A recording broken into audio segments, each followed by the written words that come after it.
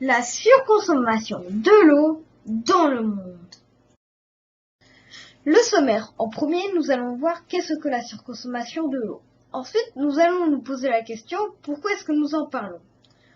En 3, nous allons voir quelques exemples. En 4, nous allons voir comment limiter la surconsommation de l'eau. Et en 5, la conclusion.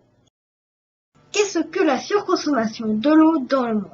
La surconsommation de l'eau, c'est le fait de consommer plus d'eau que nécessaire.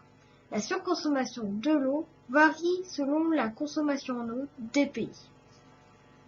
Pourquoi en parle-t-on? Nous en parlons car l'eau se renouvelle selon ce que l'on nomme le cycle de l'eau.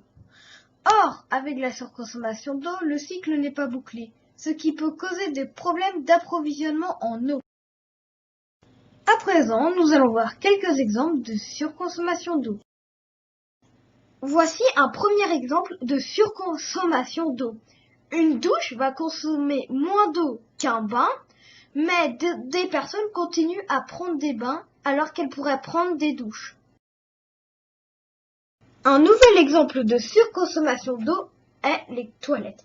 Lorsque nous tirons la chasse d'eau, nous utilisons entre 6 à 12 litres d'eau.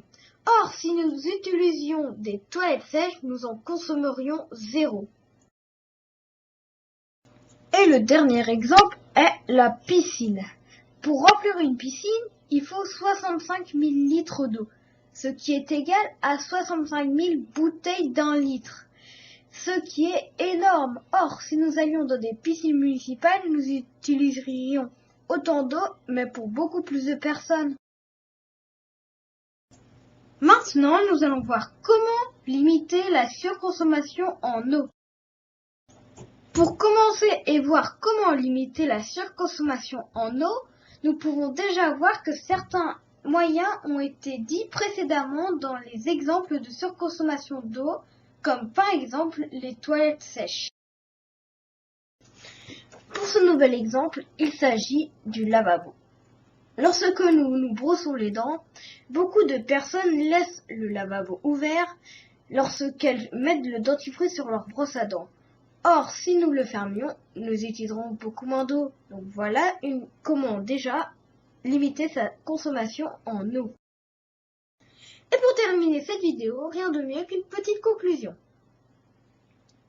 La conclusion est que l'homme surconsomme peut-être l'eau, mais comme nous l'avons vu dans la vidéo, il a aussi des moyens pour moins surconsommer d'eau.